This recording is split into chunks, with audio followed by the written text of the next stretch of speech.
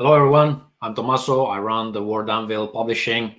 You've probably been reading my updates in the campaign of Broken Tales, and this is the first part of the question and answer video. You've been sending quite a lot of questions. I decided to split the video so we don't have 2 hours of video, but we have a couple of shorter ones. So these are the questions I can answer myself. For the others, thank you for sending them. I am also asking the input of Alberto, the author of the game, so that I can give you the best possible replies. We'll start. I will put the questions at the bottom of the screen, so you have an idea of what I'm talking about. And we'll start with this one. It's funny because I've been asking for questions that are related to Broken Tales, the campaign, or even other stuff, and people actually did send questions about other stuff. So I will answer those as well. So this question is asking, what is the hardest part of breaking into the gaming industry? What did you find yourself struggling? Where did you find yourself struggling the most? And what were some of the most rewarding moments? So we started in 2015. It was me and a guy called Enrico that then became the author of Nostalgia, which is our science fiction setting. It's not available in English yet, but it will be featured in as a extra setting in Not the End. I think I discussed that during the campaign. So if you want more info about that, please check one of the first updates. I don't remember right now which one it was, but either that or come to our Discord and we'll discuss it. But yeah, it was me and him. He used to write scripts for short videos. A lot of those didn't get made because of budget issues, and the production time in that area of business are very long, and a lot of stuff just get written but never made. So I said, hey, why don't we make a role-play game? You can write your stuff, I can create a system, we'll publish it, and everybody's happy. So we started that way, and then they became 2 books, one with the setting, one with the system, and that was the Monad system, which is the precursor to Monad Echo, which is the system that you have in Broken Tales now.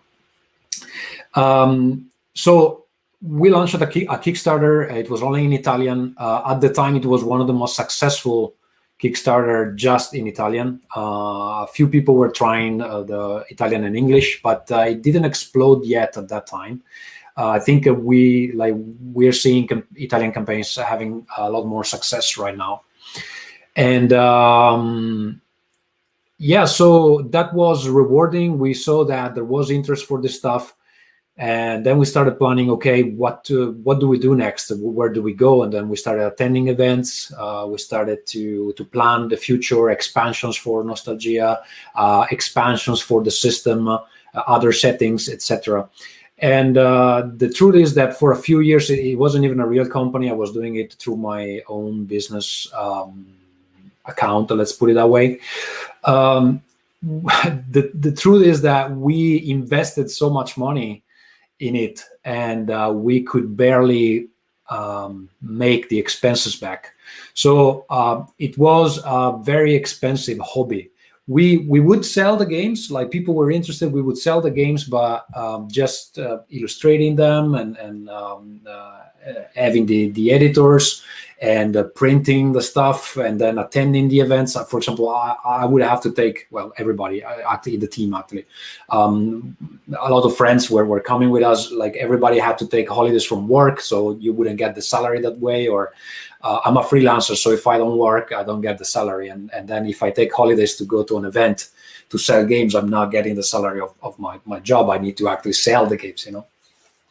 So that period was extremely long. And I think, for example, Enrico, I think, got a bit frustrated about it because, yeah, in the beginning, I promised, hey, this is a good business, but actually we were just spending money. We weren't making money. And I mean, it's a great hobby. We both like it, but at some point, somebody has, like, you know, you have to look at your priorities. Like, man, I can't keep losing money on this, you know.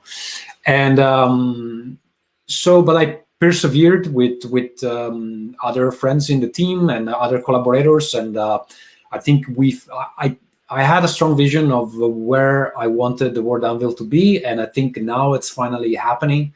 And now we're finally, like, my idea was that we need to build some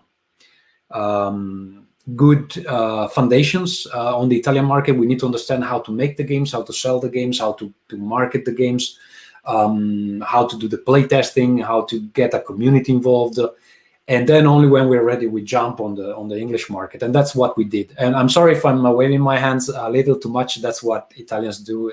You know how it goes. But yeah, I realize now that I look at myself, I'm doing this. But yeah, so I think we needed to get to that point where it is kind of a point of no return. And of course, Broken Tales was a big bet. We planned another game in English before. Which was the translation on Evolution Pulse Rinascita, which is called Evolution Pulse Rebirth. We even translated the quick start, and there was quite a lot of interest for it, but we realized that we cannot do this without also the help of the Italian community. And the Italian community just got the game because it is out in Italy, and it enjoyed a decent success. But we thought that, okay, if we do a campaign, they already have the game, they don't have good reasons to come in. We need to rethink this. We weren't thinking that through. And then Broken Tales came along. And in the beginning, I want to tell the story better by the end of the campaign, but it was a super, super, super small game. We actually were thinking to give it away for free at events.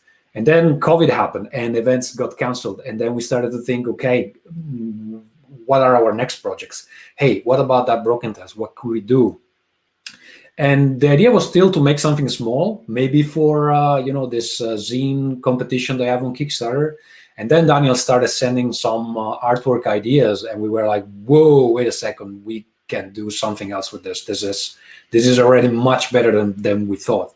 And when I saw the first image that Daniel sent, I was definitely like, don't touch it. Don't do anything with it anymore. Like, this is perfect. Don't do anything, because he usually sends some draft and then he works on it again. And I'm like, don't do anything. Just stop there. Like, this is perfect. And at that moment, I think we realized, okay, this is going to be much bigger than we expect. We didn't think it would get as big as it is now. Of course, well, when you see some other campaigns, some other even Italian campaigns, they're much bigger even of this one. But for us, this is a big step forward. So I don't know if I answer your question. Of course, I went on my own down my own path, but probably this was more or less what you wanted to know. So I had a laugh when I got this question. It's, are you doing okay, eating healthy food, drinking water, and sleeping enough? It might have come through the campaign that, yeah, running the campaign is very hard, guys, because I also have another normal job. I took holidays to launch the campaign, but then at some point I need to go back and do my normal shit.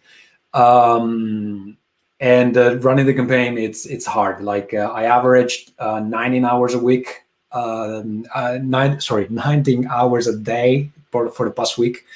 It's a lot. It's actually more than I expected. I was like, what the fuck? But yeah, it's difficult not to look at what's happening, who's asking questions, and I have so many channels.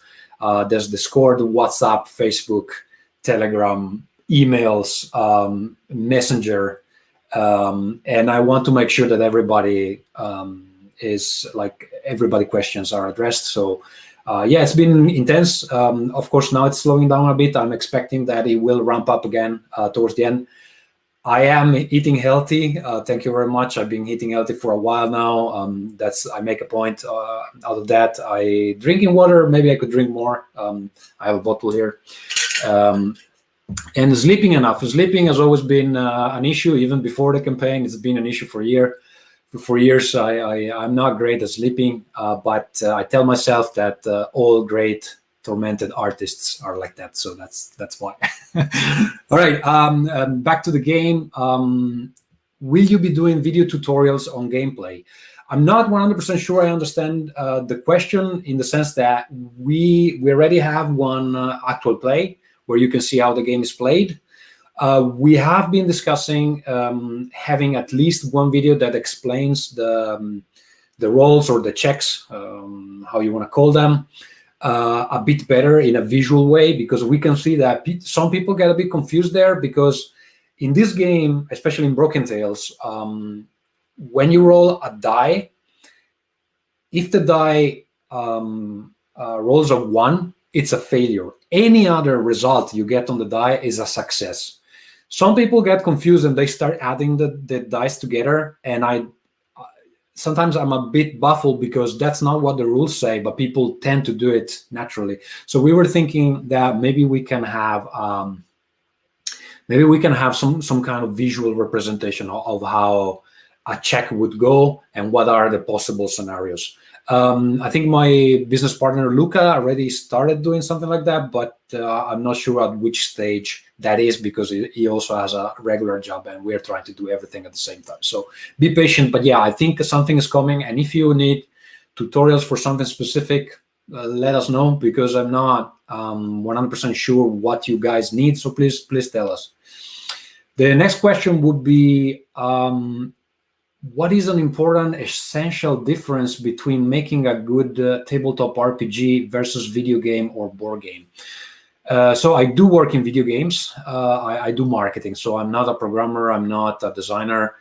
I do know the process. So this is a complicated question, because I can speak from the production point of view. From the production point of view, these three things couldn't be more different. Video games have extremely long processes, so usually the teams are much bigger. There's a lot more moving parts that need to fit together. And you can go from small teams of 3-4 people to enormous teams like those of the next Assassin's Creed, where they have, I don't know, 400, 500 people in 5 countries working together on the same thing. And so coordination there, it's a big issue. Designing a board game, well, there's so much playtesting, I think, that goes into board games. I've designed one that never saw the light of day. Maybe one day it will. I know Alberto has designed at least a couple more. We haven't entered that market yet because it's extremely risky. You need, like, the print runs are big, and if the game doesn't work, you might find yourself with 1,000 copies that you don't know where to put. I've been working for a board game company some years ago, and at the time, I think it was 2016, 2017. At the time, each week, 80 board games released on the market, 80. So each week, and it's an extremely competitive market. We don't feel we're ready for that. But there are ideas on what we could do with certain IPs that we own on the board game side. It's something else. It needs a lot of play testing. It needs quality of materials. You need to compete with games that now offer 100 miniatures for a very ridiculous price, because they are not very expensive compared to what they offer. You need to make the games probably in very far from like, I think, I'm not sure how it is for the US, but I know that many companies go to Poland or they go to China. China is usually the go-to place. There are a lot of complexities when it comes to the language, to the explaining the specs. Even the shipping part, it's another world, and it's something that I mean, this experience we're having now might be useful for that in the future, but it's not something I want to get into yet. Making a good tabletop RPG, well, I think that the longest part, the thing that takes the most is the playtesting. We underestimated it for our first project, the Monad system. It's one of our best sellers, so people really like it. But because I am the designer, I can see that certain things I would do them differently now. And if I could have taken another extra year for playtesting, I would, because I know that there are some parts that can break if you do certain things, but most people never discover them. But I know them. I know deep inside into my heart that we could have done a better job there. And with Monad Echo, which is the system that now we have in Broken Tales, we're fairly sure that you're going to get a very good play-tested system, because this is the third game that uses the same principles. It is a bit simplified here in Broken Tales, but we tested it already in Evolution Pulse Rebirth and in our previous games of Varraven, and they both work very smoothly. So we know that the system you have now, it's great. And so yeah, playtesting, it's something that a lot of people underestimate, and I can see that this stuff doesn't work if you don't have a community behind you. And this was also a bit of the bet we had with this game, because we didn't have an English-speaking community, and one of the purpose of this campaign is to build that. So I'm happy if you're sticking around. Please stick around, because we know that the more people play the game, the more people will play the game, and the more there will be some kind of feedback loop, both with us and other players, and then ideas are going around. And I mean, some of our early community members are now moderators in our community, and we are collaborating in deeper ways. So there's a lot of good stuff happening there. It takes time, and as I mentioned earlier, this is a long-term endeavor. Like it's not something you can do for 1 year and then quit. You need to do it for, I don't know, 5, 10, 15 years before you can see results. And we are at our 6th year, and now finally things are moving along. So I'm very happy about that. Next question. Will we see your other games on Kickstarter? Yeah, that's the plan. I mean, because this campaign went well, I do believe that you will see other games from us. We need to decide, after this campaign is over, we need to have a big meeting and decide what is our next project. We had plans. I think we'll stick to some of them. I think some of them will have to change, because we did expect Broken Tales to go well, but it's going better than expected. So we might move things around. And yeah, we definitely want to do more crowdfunding campaigns. It is a lot of work, but it's also very rewarding. It helps us create the community. I don't know if 100% of the games we will do will be on crowdfunding, because I think sometimes some projects would be better served to be sold as, I mean, we make the game, it's ready, you can buy it if you like it, you can leave it there if you don't, so that we don't end up for every game with an extra year of stretch goal work to add on top of what we already planned, because it can be quite intensive, or quite intense. So yeah, I'm not saying that you can expect already 1 year of delays. We'll try to fit everything into the deadlines we mentioned, April 2022. However, we have unlocked quite a lot of stuff, and then, well, there's a lot more production happening now than there was with the core product. So some of it was like we expected it, and some of it we didn't. So we need to check the schedule, but I can say that our previous games were always on, more or less on time.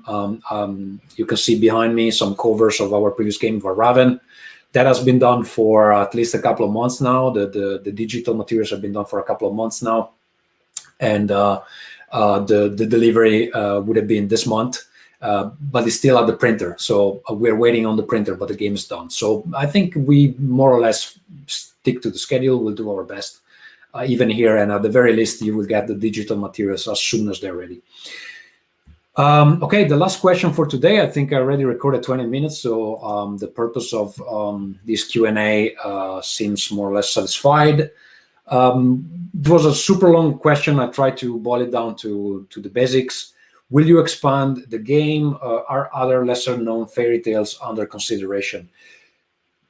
The answer is that I don't know. Let's wait and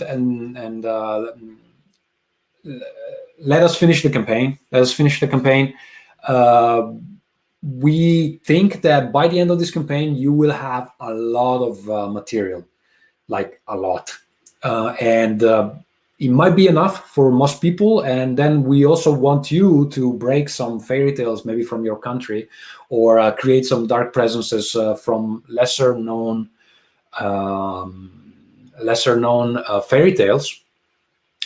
So we don't think we should go and do every single fairy tale in the world, because we want to leave some space for you guys to do something. And I mentioned it yesterday in the community, but we're also looking at ways to collect the stuff that you guys make when the game is released, so that they can be shared with other people that want to play your story, or want to use your hunters or whatever. I think that's a cool idea. We need to figure out how to do it from a technical standpoint. So the questions are, will we expand Broken Tales? We are definitely thinking at this as, is this a line of products? Or it is its own thing, and then we need to move on to the next thing. We're thinking about that. We have some ideas. We're not going to discuss them now, obviously, but it seems to be a successful concept. We think we have a great system running it, and if we can keep this team together, even for the future, I think we will definitely consider ways this Broken Tales line could expand. Okay, so I want to stop here, because we're going to have a separate video with other questions that you guys sent that are more centered on the game, but we'll do that later on. Let me know if you like this format, and if I talk too much or if I talk too little, if you want to know other things. The Q&A survey is still open, so you can still add your questions, and we might add them to the next video. I hope this was useful, and I wasn't too boring, and I was understandable. And if not, let me know. All right, thank you, and I'll see you in the campaign or on our Discord community. Bye.